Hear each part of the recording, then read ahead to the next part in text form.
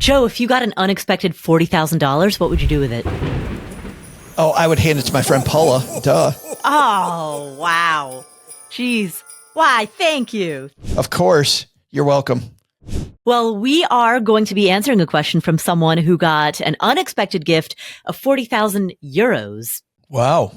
And is trying to figure out exactly what to do with it. But before we get to that, we're also going to tackle a question from someone who bought a house last year, but now has to leave the state for maybe up to 3 years. Oh, no. And so what do they do with their house while they're gone, especially as something that's such a new purchase? And before we get to that, we're going to talk to somebody else who is wondering if insurance, home insurance, is even worth it. Okay. Welcome to the Afford Anything podcast, the show that understands you can afford anything, but not everything. Every choice carries a trade-off. And that involves not just your money, but your time, your focus, your energy, your attention, any limited resource that you need to manage. So what matters most and how do you make decisions accordingly? Those are the two questions that this podcast is here to solve. I'm your host. My name is Paula Pant. Every other episode, we answer questions that come from you, the community, and I do so alongside my buddy, the former financial advisor, Joe Saul-Sehy. What's up? I've got my cup of coffee. Sounds like we've got some great questions. I can't wait to hear what we say. Well, why don't we kick off with this question from Kristin, who is wondering if the cost of paying homeowners insurance is even worth it. Should she even bother? Here's Kristin.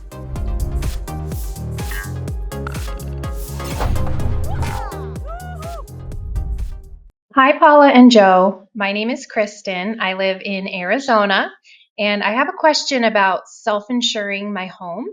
We own our house in full, and it is worth about $570,000. Our insurance just went up from $3,000 to $5,000, and I feel like that's just insane. Although I have been told that that's kind of normal, but to me that sounds like an insane number. Our house is actually an underground, like cement bunker, basically. It's like a hobbit house built into a hill, and it's all cement. And we just feel like there's not much that can happen to this house. So why are we spending $5,000 a year to insure it? Can you help me through this thinking process? When is it a good idea to self-insure a house? Thank you so much. Bye. Kristin, thank you for the question. Now, first of all, and I know you're not going to like hearing this, but $5,000 in annual insurance on a home that's valued at $570,000, not only is that normal, that's actually a pretty good deal on insurance. That's exactly what she doesn't want to hear. Yeah, exactly.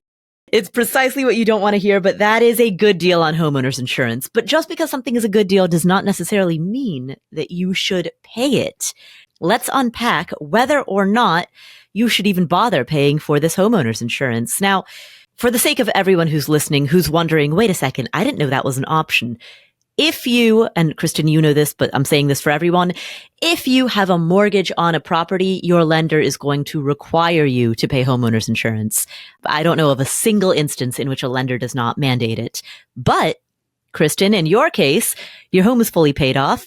You do not have a mandate from a lender. It is completely up to you whether or not you want insurance as asset protection. And there's a reasonable case that well, you know what? Let's unpack this. The first question that I would ask back to you, imagine the worst were to happen. Imagine that some type of disaster were to decimate your home to the point where it would be absolutely unlivable and you would have to either reconstruct it or buy an alternate home. How prepared are you to do that? Because this answer could go in one of two ways. I don't know what your income is, and I don't know what your net worth is. So it might very well be the case that your annual income is $500,000 and you have no major expenses and save the bulk of your income. And you could very easily, with a $500,000 annual income, you could very easily pay cash for a replacement home with 2, 3, 4 years worth of savings. If that's the case, then yeah, I don't think there's a reason to insure your home because your income would be sufficiently high enough and your savings and your net worth through taxable brokerage accounts are sufficiently high enough that you can pretty much self-insure if that's the case. But it might also be the case that your annual income is $50,000. And if something were to happen that decimated your home, it would be catastrophic. So my question back to you is, which one of the two boats are you in? Is your annual income 50,000 or is it 500,000? We had a house across the street from us that burnt down early in my career.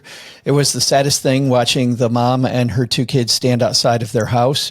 I was friends with the assistant fire chief, Paula, and this fire, thank goodness nobody was hurt, but the fire was so horrific that he had pictures of it in his office of his firefighters on the roof cutting these escape holes for the flames to come out. And these huge flames coming up. And I remember sitting and watching the three of them cry together while their house burnt down. And I found out later that they didn't have homeowners insurance and they were playing the risk it game, however, meaning that they didn't have the money to rebuild the house. They ended up having to sell the property under duress. Somebody built a new house there later, the new owner, but they were put in a position. So I think you want to be really careful and really conservative with your estimate of how much money do I need to set aside for the rebuild if something happens. Now, the cool thing, concrete bunker, Hobbit house sounds awesome. Yeah, that sounds like a really fun place to live. That was my absolutely. I could do that. And natural air conditioning right? too, you know? I mean, in Arizona, you think about how hot it could get. Exactly. If I'm underground, I'm in Northeast Texas, as Paula knows, and some of you may know, it is so hot here. I want to go underground right now. Like, let's go underground.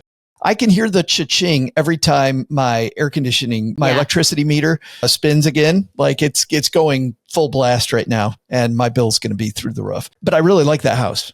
Yeah. No, so quick story. I went to, years ago, Cooper Pedy in Australia. It's on the way to Uluru in central Australia, middle of the desert, super hot. But we met this local who lived deep underground.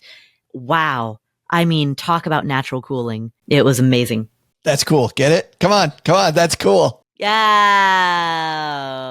But you do want to be conservative. And I would think what could happen that would force this house to be uninhabitable. Maybe it doesn't burn down because of the type of thing that it is, but what could cause it? There's a bigger thing here though, Paula, that people don't think about. This is what you want to worry about is whenever it comes to any type of insurance, what are the things that come out of the blue that an insurance company thinks about, but I don't? There is an additional coverage that's on top of every single homeowner's policy you see. It's all over the place. And it is all around liability. It isn't about the structure. It's about what if somebody gets hurt at your house, something happens at your house, you're held liable and your house is put up against the lawsuit, whatever that may be. Liability insurance is a big, big part of your homeowner's policy. Now, generally, when you go get an umbrella liability policy. Yeah, I was about to say that. Yeah.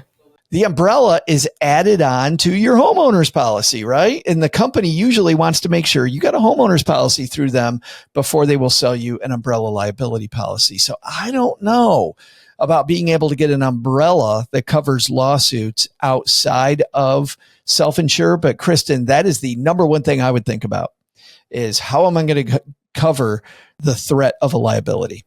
You know, earlier in my answer, I talked about what is your annual income. The other component of that question, and the reason I gave those two extremes, 50,000 or 500,000, is because I don't know what your income is, but I assume that it's probably neither of those extremes. I mean, I don't know. I don't know you. But if you are like the average person, I assume that it's neither of those two extremes. It's somewhere in the middle. But the reason that I use those two extremes as illustrative extremes is to put forth the concept that, number one, your income is going to play a big role in making this decision. Number two, the percentage of your income that you save, so sheer raw dollar amount of money that you save every single year or that you can save every single year is going to play a big role. Number 3, the amount of money that you already have in savings and in non-age restricted investment accounts. Savings and investments that you could tap is going to play a big role in this. And number 4, and we haven't talked about this yet, the security of your income. How relatively sure are you that your current income and savings rate, annual savings rate, will persist for the next several years? That will also play a role. Those are the things I would weigh when it comes to the question of, are you able to replace this home if something were to happen? One thing that a lot of people, when they explore this idea, like she is, Paula, many people that I worked with that could have self-insured, they could have. And then they go through all of these, well, what if this, what if this, what if this, what if this, what if this? And just freedom from worry made them go. But for a lot of people, they're like, you know what? I'm not that worried about it. Kristin, clearly, hey, I live in a hobbit house. My house ain't going to catch on fire. What's going to happen to my house? So I like her thinking there. The second piece, though, is the amount of money that I'd have to put away may adversely affect these other goals that I have. So if I can afford to do it, but I can't afford to do that and have this financial independence thing I want the way that I wanted it, it's frustrating because you have enough to do what you want, but you got to be careful with where the asset is. You know, I think that's probably a good cross section of the Afford Anything community. You have enough money to do the thing, but not to do all the things. Isn't that weird? You can afford anything, but not just everything. Exactly. Joe, you should trademark that. I just made that up. It'd be totally great. Why don't I go on the Today Show? I think what you're saying, if I can paraphrase what you've just said, is depending on what goals you have for your money, different goals have different time horizons. That time horizon is going to influence the way in which you invest that money, right? The type of account that it's held in, the amount of risk that it's exposed to, the level at which it can grow. If Kristin is putting aside money that is available to be tapped as an alternative to having insurance, that money is going to have to be a little bit more liquid, right? It's going to be exposed to less risk. It has to be more tappable. And therefore, it's going to come at the expense of alternate uses of that money that would be less liquid, but maybe have stronger long-term growth. And not even that, Paula. I mean, yes to all that. But on top of that, if she ever spends that money on something else, right, then she just got rid of her insurance policy. And you can't do that. You can't do that because then you end up being the people across the street from me who played the we'll risk it game. Game. She can't use that money to go travel through sub-Saharan Africa for 8 months. I would just make sure that she's got enough there. But I think if the other goals aren't harmed, listen, avoiding a $5,000 expense every year. Yeah. Every year. And then Kristin, I'm sure you already know this and you're already doing this, but I'm going to say this for the sake of everyone else who's listening. If you are flabbergasted by the cost of homeowners insurance, remember, increasing your deductible is a great way to lower your premiums. And shopping around, the provider that gave the best value 2 years ago might not be the provider that gives the best value today.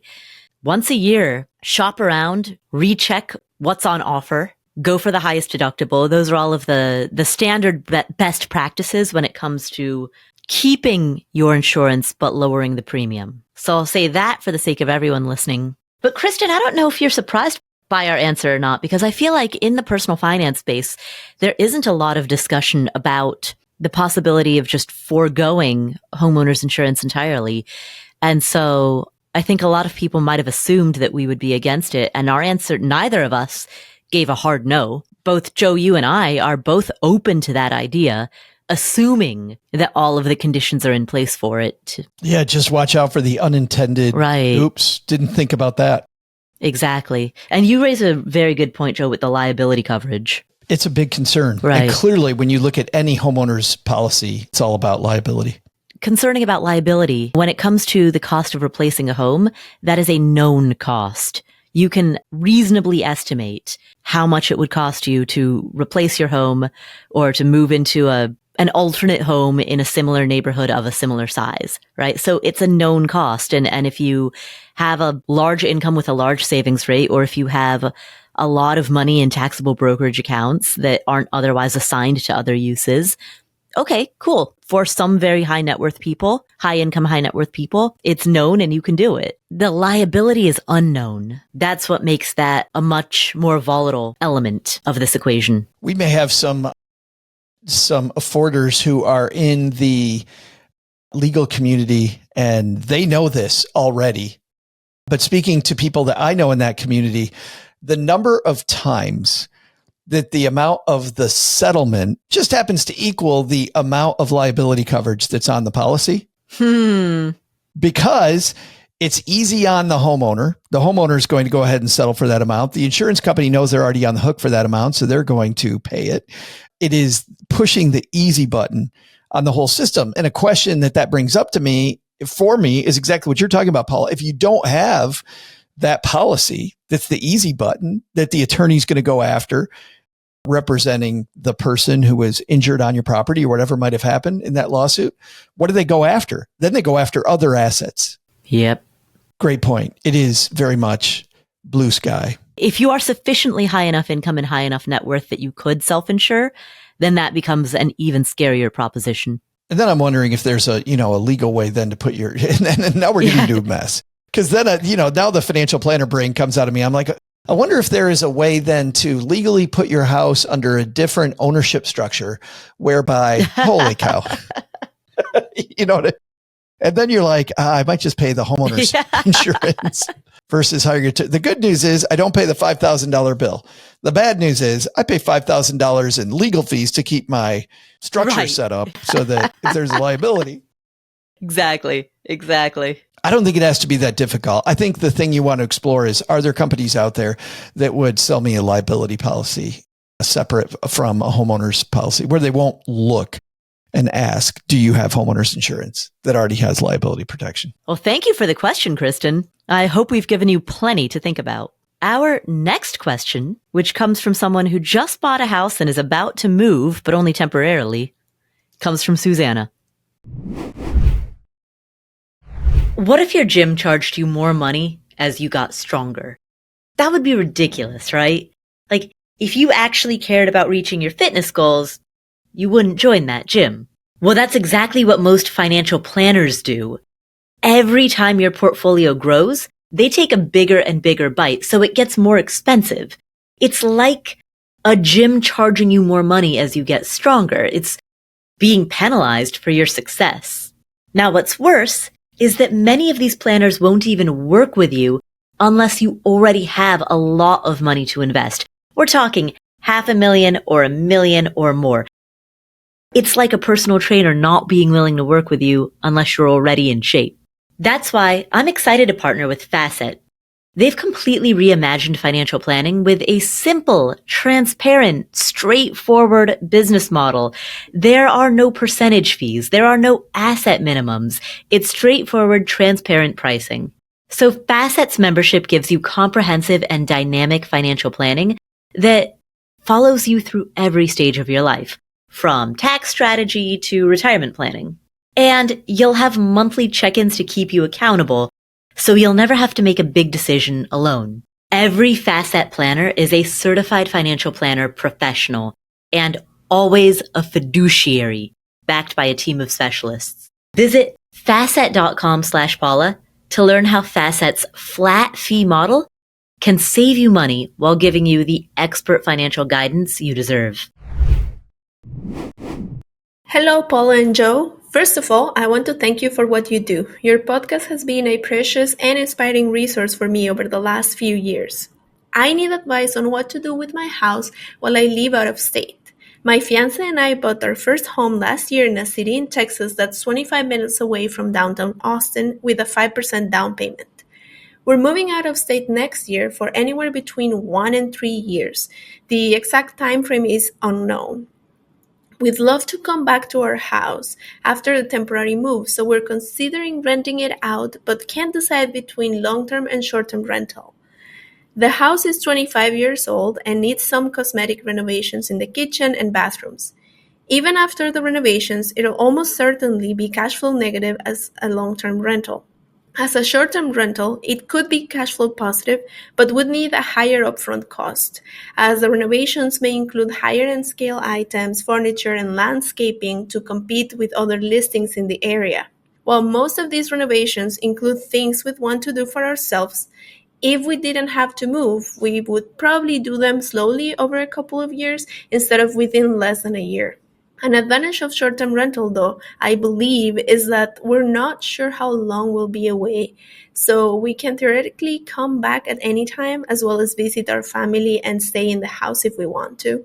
We love our house and the location and see ourselves living here long-term. However, if it turns out to be the best option for our goal of reaching financial independence sooner, we could consider selling it. I believe that given the current housing market conditions and the small equity we have, we wouldn't get much out of it, and we might end up having to pay something out of pocket. For context, we are both in our early 30s, have no debts other than our mortgage, and a car loan with 2% interest rate. We started our FI journey about 3 years ago, although we haven't been able to invest as aggressively as we'd want to because I'm a PhD student on a stipend at the moment. That's about to change though, because I'm about to finish my program in 3 months and we'll start working full-time right away, effectively doubling our household income. We could use some of the extra income to pay for upfront costs and, if needed, take the hit of negative cash flow. Due to a multiple of factors, we cannot avoid the temporary move, and we wonder how to put ourselves in the best financial position possible. What are your thoughts? How would you go about making this decision? Thanks. Susana, first of all, congratulations on buying a home, especially, you said 25 minutes from downtown Austin, Texas. That is an amazing location. Austin, for the last decade, Austin has just been popping and popping and popping. I mean, there are not many cities in the US that have had such consistent, fast growth, and it does not seem to stop. Way back in 2012, 2013, people were already saying, wow, look how much Austin's popped. And man, it is a fast moving train to just growth, growth, growth. So what a location. I remember when my family started going there, but they had the state swim meet there. It was the first time I was there with my kids. And the area, I-35 and Lady Bird Lake, was just this, it was like this open field. And now it's all high rises down by where Rainy Street is and a lot of the restaurants and bars are. Like that area is crazy, just crazy. The number of cranes, that skyline has changed. As so many people are moving in, not just to Austin, but to Texas overall. You know, Texas has just seen so much growth and it continues to see so much growth. It's a fantastic place to live, a great place to own. The fact that you have locked in a home that is relatively a new home. You said it's only 25 years old. That is not an old house. A relatively newish 25-year-old home, 25 minutes outside of Austin. Absolutely beautiful. I'm very excited for you. I do not like the idea. I'm sure you've guessed this by now. I do not like the option of selling the house. As you've said, you've built very little equity in this home. You may even have to pay something out of pocket in order to sell. So the sale would be cash flow negative. So I do not like that idea at all. When we were both listening before we hit the record button, just for everyone, Paula audibly went, oh, as soon as she said that, as soon as she was like, with how little equity Susana, when you said with how little equity we have, we wouldn't make much money from the sale. In fact, we might have to pay cash out of pocket for the privilege of selling. Chill. Oh, just this completely visceral reaction from Paula. Yeah, you could see me wince. You could see it in my face. Oh man, don't do that. Well, so let me tell you of the two that are remaining then, Paula, I do not like and I know she's leaning this way. And my general feeling is to find a way to do the thing you want to do, right? How do we do the thing we want to do and make it work? I like that approach to financial planning versus trying to find the optimal thing, because you're always going to guess wrong. figure out what it is that lights you up and how do I make that work financially. But I hear her leaning towards short-term rental, Paula. But then I hear all of these expenses that are going to go into the property. So it's not really marketable today. And she's going to put a bunch of money in it. And then she's going to move back and she's not going to recoup all of these expenses with the short-term rental business. So I'm not a fan of the short-term rental. I'd love to get your take, but mine is this, is I think if she goes ahead and goes, you know what, I'm going to do the long-term rental year by year, and I'm going to just add in whatever the negative cash flow number is to my short-term housing situation. So in other words, if I pay $1,500 a month for my short-term housing, wherever I'm moving to, and I'm losing $400 a month on this house, my short-term situation is $1,900 a month. And I just accept the fact that I'm going to be cash flow negative, and that is the carrying cost for me on this property to keep it for when I come back. And I don't think that's a onerous amount of money. I don't think it's now, if the carrying cost ends up being huge, if she's really cash flow negative, that may be a different thing. But assuming that her income's going up like she said it is, and they are 99% sure they're moving back, just get a renter in there. And sure, you won't be able to visit and stay there for the year to 3 years, but you can work around year to 3 years. Yeah, exactly. So precisely. So there are so many things that I want to unpack here. Number one, this is your personal residence. This is not an investment property. So you do not judge this personal residence by the same metrics or standards that you would use if you are judging an investment property, right? You are not going to be assessing whether or not this is quote unquote a good investment, because it is not an investment. It was not purchased in that manner. The decisions that you make when you're buying an investment are different than the decisions that you make when you're buying something for the sake of personal consumption. So I don't want you to calculate the cap rate. I don't want you to be running spreadsheets trying to figure out the ROI on this. That was not the purpose of the purchase. And if you try to force something to do multiple things simultaneously, it ends up doing none of the above well. The purpose of this home was to be your home. And so you're in the business right now of trying to maintain and preserve your home while losing as little as possible. If you were to take the short-term rental route, I agree with Joe. I think that would be a big mistake for the following reasons. Number one, I don't know. I'm not convinced short-term rentals are actually going to make more money. I don't know how much analysis you've done in that area. Short-term rentals often have substantially higher vacancy rates. There's a much higher cost of turnover. There's a much higher operational cost. So with a short-term rental, let's say that if you have a long-term rental, it is occupied on average 11 and a half months out of the year. But let's say that you have on average over the span of 3 years, a long-term rental on average is occupied for 11 and a half out of every 12 months. You can run a set of numbers based on that assumption, right? With a short-term rental, you often are going to have some fairly substantial vacancy rates. I don't know precisely what the typical short-term rental vacancy is in your particular area, but you're competing with all of the other short-term rentals in that area, and there's going to be a price to occupancy trade-off. So let's assume that you have a 60% occupancy rate, or maybe if you're lucky, a 70% occupancy rate. You can run a projected gross rent based off of that. And then from that, you need to subtract the cost of every turnover, because with every turnover, someone's got to come in there to take out the trash, to run the dishwasher, to wipe down the surfaces, to run a load of laundry, to vacuum the carpets, to make sure the toilet is plunged. That costs money. You're going to be out of state, so you can't do that on your own. So the cost of that turnover, the cleaning costs and the management costs and the cost of refilling the dish soap and the kitchen sponges, the fabric softener sheets, right? The cost of refilling all of those consumables, which are expected on a short-term rental, substantial. You also have much higher utility costs, providing the internet, providing the cable. Good short-term rental, the guests expect coffee. And if the hairdryer breaks, they want to make sure that there's going to be a hairdryer and an iron, because those are the things that you provide at hotels. And a short-term rental is the equivalent of running a hotel. You're no longer in the real estate business. You're in the hospitality business. You're competing against Marriott.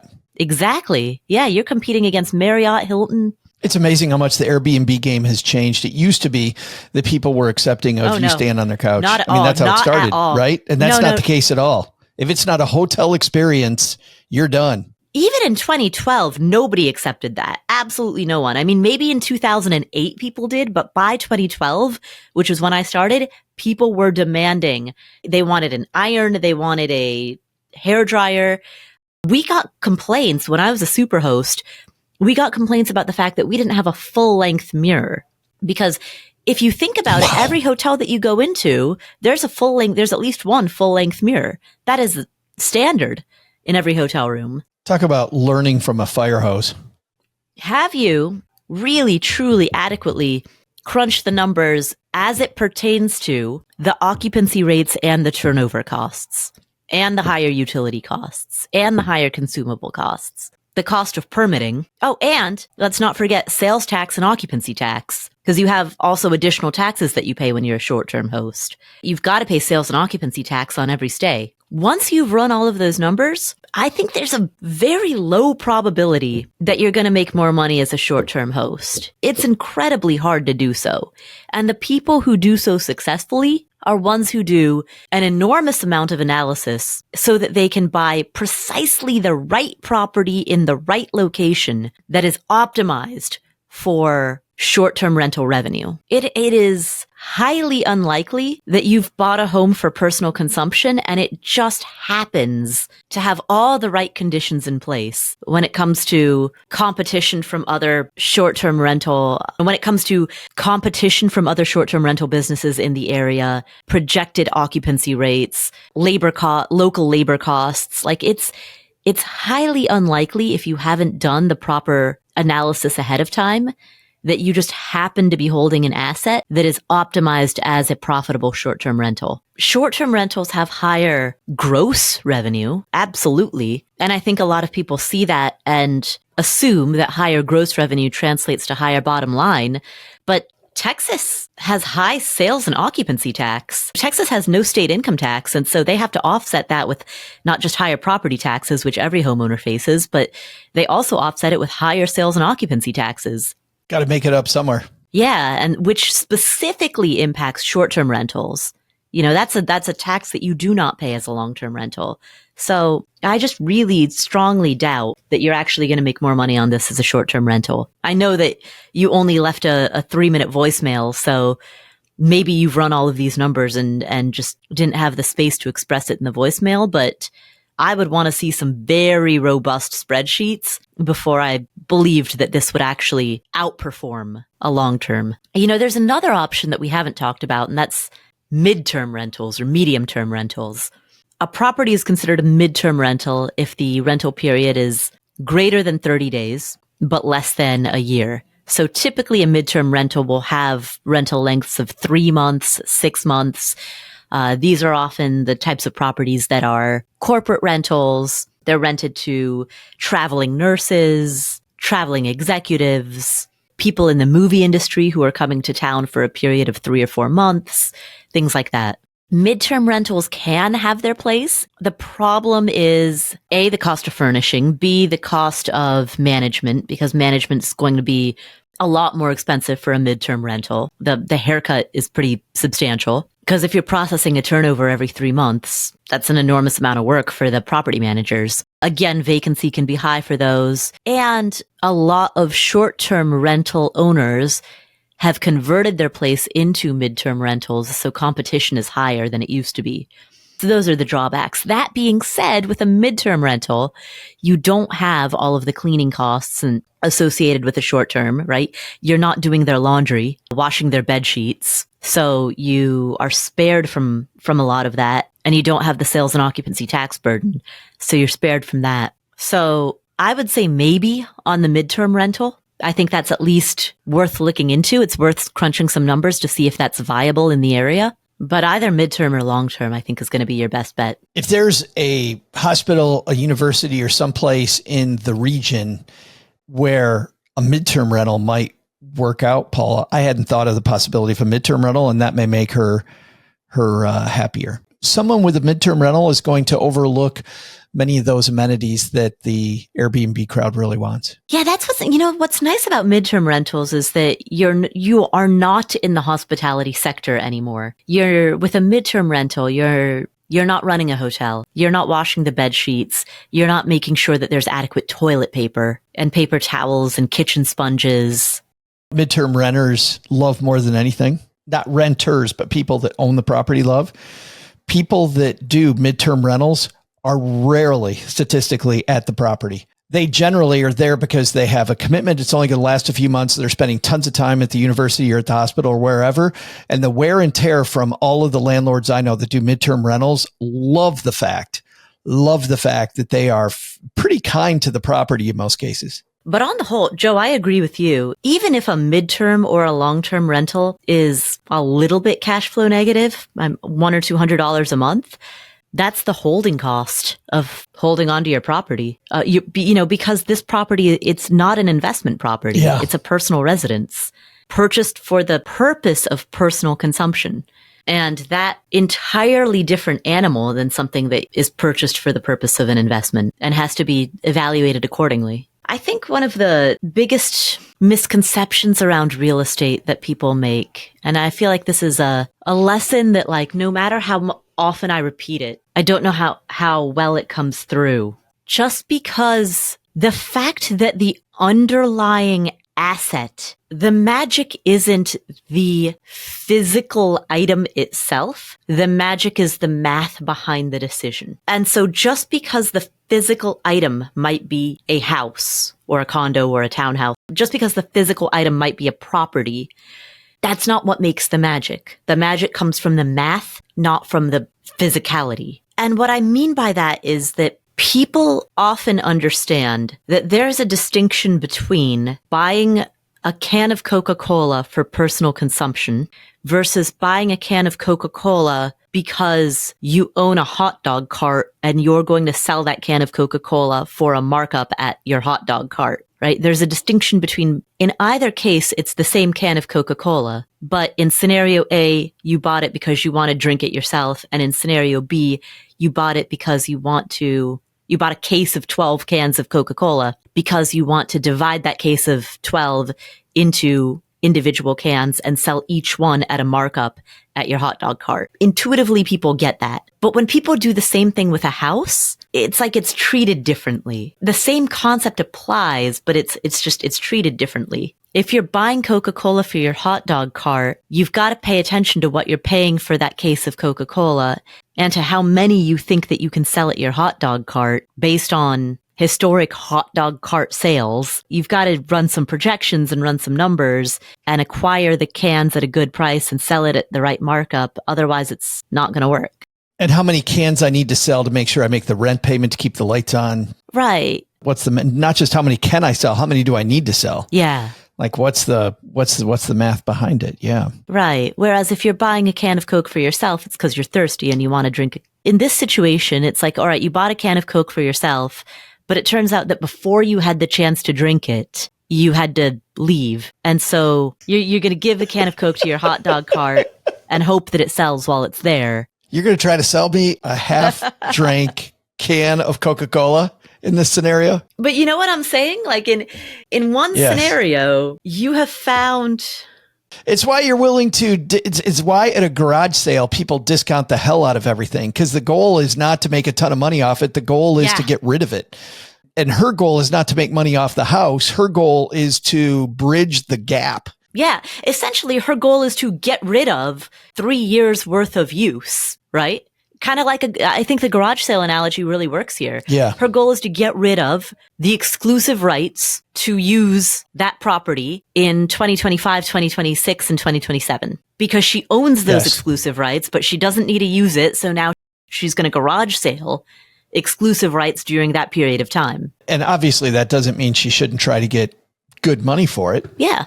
Like the can of Coca-Cola. Although when you said you just lost me on the hot dog cart because I just love hot dogs and they're just not good for you. But man, She's garage sailing the exclusive rights for 3 particular years. She totally is. Because she doesn't need it during those 3 particular years. But after those 3 particular years, she will need it again. So you see how I like the garage sale analogy, Joe, because that's really different than owning and operating a flea market business. Absolutely love, because it seems to me like so many things are changing in Susana's life that the possibilities here are wide open. And I think part 2 of this is going to be as exciting as part 1. Absolutely. So Susana, I hope that answer shed some light on your next steps. And I think either midterm or long-term could be good routes. But please don't sell the house, because 10 years from now, I think you'll be very glad that you held on to it. So thank you, Susana, for the question. And congrats on everything that's up ahead. All right. We are going to hear from an anonymous caller whose girlfriend just received a gift of 40,000 euros. Our final question today comes from Anonymous. And Joe, you know what this means. We give every anonymous caller a nickname. Well, you know what? This is only fair anyway, because listen, my contract does not say that I do have to come up with all the anonymous people all the time. Like what type of a horrible job is this? The working conditions. Goodness. The labor conditions on this show. I got to give advice and come up with all the anonymous stuff. All right, Joe, you want me to take a crack at it? Try to actually do part of the job here, okay? All right. Well, we've all wrapped up the most recent season of House of the Dragon. Oh my God, wait a minute. Yeah, right? What? I don't watch much television, but I do watch. Are you about to do a pop culture reference? Are you going to? A pop culture reference? Culture I sure reference? am. It is. Are you going to? Highly unusual that I know any pop culture. Somebody send Paula a couple aspirin and tell her to go back to bed. I am a huge fan of House of the Dragon. And the character, Daemon, I'm not going to ruin it for anybody who hasn't seen it, so no spoilers here. But Daemon is in a role in which the woman in his life has money, resources, power, and together they have to figure out how to best harness that. And that is very similar to the question that's being asked. And so, in honor of that, this caller will be named Daemon. Hey, Paula. I am a long-time listener and I've followed your work for a long time. I really have gotten a lot of value from it. So thank you so much for all the work that you've done. I have a girlfriend that has just received a large financial gift of 40,000 euros. She's based in Kenya, but she's German. I am Kenyan. The money is in Germany and she's just spent about 10,000 euro of it to buy a new car, and would like to spend an additional 3,000 to 5,000 of it to fix up the car because it's a little old. She's really young and has pretty much no idea what to do with the rest of the money aside from keep it in a savings account. But I'm afraid it's not going to really accrue much growth there. I'd like your advice on what we can do with the rest of that money. Should we keep it in Germany and look at the investment options there? Should we move it to Kenya and look at the investment options here? Should we invest in bonds, invest in stock ETFs, invest in real estate? I know my question's a little vague and wide, but I'd like just to hear what you would do with a large financial gift like that. We intend on getting married sometime next year and having 2 kids within the next 5 years. Myself don't have a very big income. I'm an entrepreneur with a fitness business, which brings in very little money, which about 70% of it goes to my living expenses. She has a business that she runs with her family and is quite successful. So she's able to save a lot of money from there as well. Just looking forward to your advice. Thank you. Daemon, what a great question. And I love the fact the two of you are very worried about taking good care of this money. You know, there have been many studies done, Paula, that show that when somebody has any type of windfall, and the most heartbreaking to me is when it's an estate, because the people that built up this estate gift worked really hard for it. And yet people treat it as expendable money and money that they blow on stuff that if it was their own money, they wouldn't have done. So the fact that you and your girlfriend are taking great care of this money, I think is commendable, very commendable. And truly, truly can help you build a foundation toward wealth, which is the crux of your question. So obviously, and you hinted at this in your question, which I love the fact that he hinted at it, that we can't answer this. There is no way we can answer what to do with it. Let me tell you what to think about, though. There is an order of operations, I think, at work here. And the first order is if you don't have an emergency fund, money in the bank for rainy days, well, then the perfect place to put this money is to build that emergency fund. So to have, depending on where your income comes from, how reliable it is, experts say 3 to 6 months expenses. Some really conservative people have more money than that in an emergency fund. You want to be careful with that money. So I can tell you, if you're at that step of order of operations, then what you want is called a high yield savings account, because you want this money to come close to keeping up with inflation. So the way to do that, find a high yield savings account. The rates in the United States right now bordering on 5% for the top 1% of savings accounts in America. So I think that's going to be pretty similar. So I would be looking for something in the 5% range currently as we're talking. If you're listening to this 6 months from now, by the way, everything has changed. Don't take my percentage number. Yeah, it's the percentage as of August 2024. Yeah, that number is always going to move. But if you're listening to this on the day it comes out, going to be pretty close to 5%, just south of 5%. And so those are really competitive rates in that area. I also don't want that to be a teaser rate, by the way. Some banks offer these teaser rates. Hey, we'll pay you 5% now. And then that goes away 6 months from now. And now we're going back to the 0.5 or 0.25 or whatever the number is. So beware of teaser rates where you think you're getting a great rate. You want a rate that literally is in that 5% range right now. If you're beyond that, and you're actually looking at building foundational investments, I think the best way to do this is to begin with the end in mind. Start with what are my goals and then work backwards. You said, should I put it in bonds? Should I put it in stocks? Well, those are going to be for different timeframes. So if that goal is 7 or 8 years from now, maybe something that mixes bonds into it and very low risk, large company stocks like utility stocks, something that has those in it. I like a index fund that would have those types of large company value stocks, they're called. Boring mix of stocks and bonds would be appropriate. But when you get above 10 years, clearly having money in stocks is the best place to be, because we've seen huge inflation lately, Paula.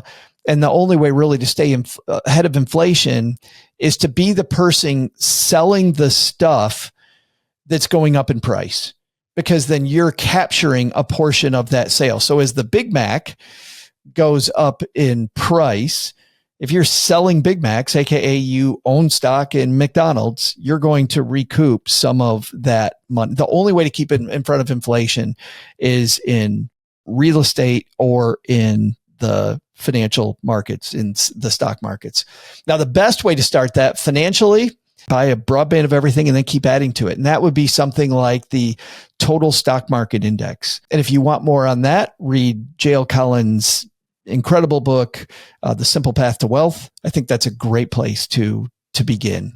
Damon, to your question, when you asked, should we invest in bonds? Should we invest in stocks? The nature of that question is starting with product. And so, Joe, what I like about what you said is that let's put aside the question of product, because we're not really asking about product. We're asking about, first, what's the goal here? What are the goals? What are the timelines? Start with, what are we solving for? Process. Yeah. Yeah. Start with process and then backfill with product. The first thing that I want to solve for is, what are some of your shorter term or more immediate goals? You mentioned that within the next 5 years, you'd like to have 2 kids. So what that tells me is there are going to be costs associated with signing a prenup. There are going to be some legal costs there. There are going to be costs associated with potentially having a wedding, if that's something you choose to do. I don't know, perhaps you'll get married at a courthouse, or maybe you'll elope. Many couples do. But if you choose to have a wedding, then there might be costs associated with that. There are also going to be medical expenses associated with the cost of 2 pregnancies. So right away, where my brain goes is, all right, let's make sure that we're setting aside money to cover the prenup, money to cover a wedding if you choose to have one, and money to cover projected medical bills that are associated with 2 kids. I think the reason this is so important is because they say that beauty is in the eye of the beholder. And I think a beautiful market position is also in the eye of the beholder. If you're going to need this for short-term circumstances versus your friend down the street that's going to need it over the long term, the 2 of you may buy the exact same fund and you may go, well, this is terrible. I went to sell it and it was down and this was a rotten investment. I thought you were telling me this is the best investment. And maybe it is the best investment, but it's better for this 10-year time frame. And the 10-year person goes, this is beautiful. This paid for the hot dogs and the cart. No, I'm kidding. Just going back to Paula's hot dog cart analogy. I could buy all the hot dogs in Paula's analogy. And truly, that would happen when I was a financial planner. You would have 2 people that own the same exact thing. One loved it, one hated it. And it was all based on what you wanted to do. So that's why I think starting with the use of it is so important, because asking what is best is going to be different depending on how you answer the things, Paula, that you were bringing up. Right. That's a good way to say it. Don't start with product, start with use. The other use, though, that I would advocate for, particularly when it comes to the mental bucketing of the fact that this is a gift, your girlfriend is relatively young. If she were to put this aside for retirement, just set it and forget it, this could turn into a substantial amount of retirement money. And the fact that she makes good money, she has a really good income, means that she could she's spending, let's say, 15,000 euros on this car out of 40,000. So she's got 25,000 left over.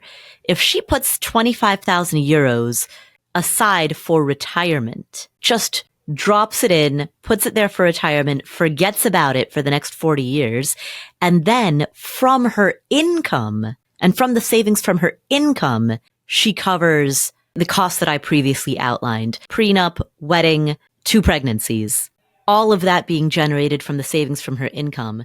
She then can mentally bucket the 25,000 euros that remained after the car purchase as, hey, this is money that I have for when I'm in my 60s and when I'm in my 70s, right? And then that gift that was given to her by presumably a loved one is something that she can carry with her into her old age. And I think that mental bucketing is significant, because then it's like a piece of that loved one is there with her in her 60s and 70s. We often compare the amount of money, 25,000 euros, with what we can do with it today. But truly, when we talk about the future, we should talk about what you're talking about also, Paula, which is future usage of this money. And this is actually really fun.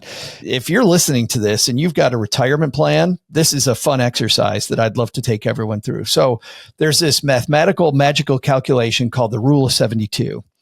And the rule of 72 works like this. You take the interest rate you think you're going to get, you divide it into 72, and that tells you how many years roughly it's going to take your money to double. So the only math you need to do, let's say that he thinks on this 25,000 euros, his girlfriend, we'll imagine, Paula, he didn't say how old his girlfriend is. Let's say she's 30. Okay. Just for this illustration, she's 30 years old. She has 25,000 euros. She thinks she's going to get 8% on this money. That's what she's going to do. So 8% into 72, it's going to double every 9 years. So she could have 25,000 euros for, let's say, an even nicer car than the one that she bought, have 2 cars, 2-car garage. Or what does this mean if she doesn't spend the money, to your point, Paula, until she's 65? Well, that's not 25,000 euros anymore, because it's going to double. If she's 30 now, it's going to double when she's 39. It's going to double when she's 48. It's going to double when she's 57. And again, when she's 66. So I said 65, we'll just say 66. So 4 times by 66, that's not 25,000 euros. That's 100,000. That first double makes it 50. 100. The second double makes it 100. The third double makes it 200. The fourth double, which happens when she turns 66, 400,000 euros. It's not 25,000 euros. It's 400,000 euros that she has for future use. That's a powerful thing. Beautiful. And that's why the mental bucketing of take this entire money as a lump sum, put it towards retirement, and then use the savings from her high income to pay for shorter term expenses. That's why that mental bucketing is so powerful, because then when she's 66 years old, she'll look at this 400,000 euros and say, wow, that loved one who gave me that gift, this is what it turned into. And so the sentimentality of that becomes that much more significant. So I really like, the more we talk through this, I really like the idea of taking that entire 25,000 that's left over after the car and in one big lump sum, putting it to the side for long-term retirement, right? Investing it for when she is 66 years old, and then cash flowing her shorter term needs through her immediate income and savings. And a great place to start, if she hasn't, is the total stock market index. Because the stock market over long periods of time has averaged around 10%. Because the question, Paul, a lot of people ask is, okay, Joe, you used 8%. Where am I going to reliably get 8%? Well, the word reliable over short term is very difficult. But over long terms, if we believe that the economy is going to continue, we look at places where reliably you got 10%. By the way, if we had 6 hours, I could explain why 10% is a thing. But rather than do that, let's just back it down by 2 points and go, you know what? If I think we get 10 using the total stock market, I think we can use 8 as our number. Financial planners love to do this, and I highly encourage this. Hope for the best, plan for suboptimal. And so I think 8 is a nice conservative number. And starting with the total stock market, you're not betting. The only thing you're betting is that we're going to have an economy then. That's all you're betting. Because if we are, then you're going to be in it. You know, Paula, we've seen somebody in one headline I saw. I love the headlines around now when we've had some gyrations in the stock market. Somebody called it a whipsaw market, that it's just crazy ups and downs. In a market like this, you see the reason why people sell in markets like this is because they're worried that bad things are happening. You know what the cool thing is about owning the index, Paula? Is that in a market like we had a few weeks ago when the stock market dropped, when the Dow dropped 1,000 points, on those days, the market's very indiscriminate. You've got horrible companies that go down and will continue to go down over long periods of time. That's what the free market does. It punishes companies that can't keep up. But on a day where there's 1,000 point drop, not only do crappy companies go down, but mediocre companies, you know, they're okay. They're good enough. They go down nearly the same. And great companies also go down nearly the same on a day like that because everybody's just bailing out. And the problem is people don't want to be the last person holding on to these stocks. But on a day like that day, the 1,000 point drop day, it's a great day to realize that when I own an index, if a company's not good enough to be in the index and it goes bye-bye from that index, it's self-cleaning. I don't have to sell. The index is going to sell it for me because it's no longer good enough to be a part of that index. And guess what's going to happen? Another company that's more deserving gets put in that index instead. So the cool thing is that on a day when you see all these headlines, whipsaw market, market collapsing, market whatever, the roller coaster ride, all of these, it's funny. If you got on an elevator and your two choices were plummet or soar, like we see in headlines all the time, like nobody would want anything to do with that elevator. And yet when it comes to the stock market, that's what we see all the time. So I love indexing because on a day the market goes down, I know that the index, it isn't a person. It isn't a methodology. It's not somebody going, I don't like that company anymore. It is purely a function of the math. If it's bad enough, that company will no longer be a part of the index. So when I say the only thing you're betting on is that we're going to have an economy, that's all you're betting on. You're not betting that this company is going to be good enough to stay around because the index will clean it for you. Joe, what do you think of the fact that she's from Germany originally and they live in Kenya now? Keeping money in Germany? Yeah. So he asks, is that where you're going? Should we keep it in Germany and look at the investment options there, or should we move it to Kenya and look at investment options here? Well, I want to hear if we agree on this one because this is going to be funny, Paula, because much like earlier in the show, we said, you probably think that we're going to be negative about self-insuring, and we weren't. In this case, you and I are normally about, hey, you're from Germany?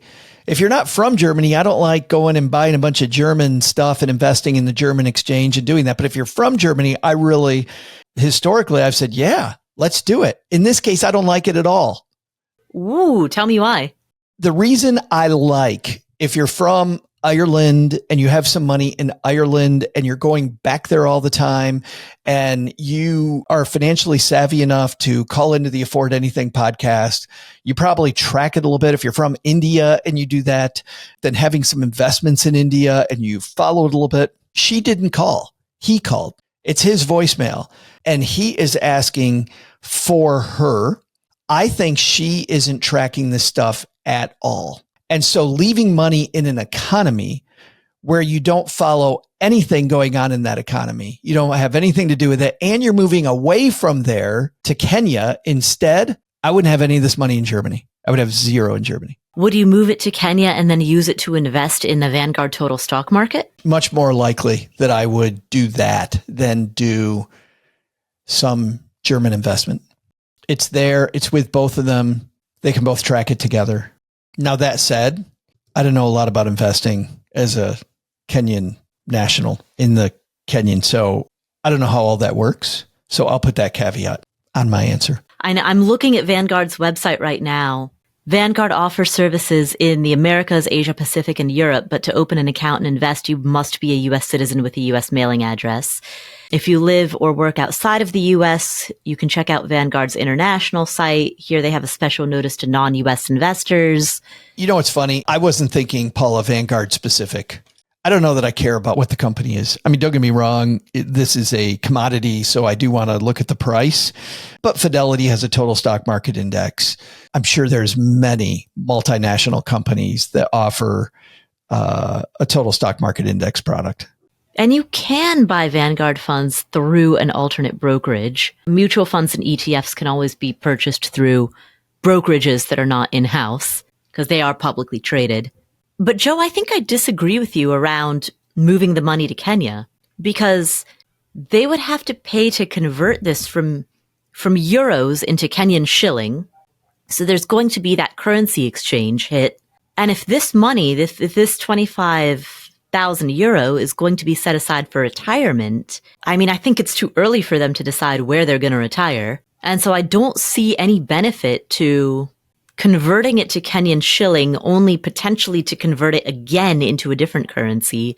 Why not just keep it in euros, invest it in a total stock market index, let it sit until she turns 66 years old, and then at the age of 66, she can know at that point where she wants to retire and convert appropriately.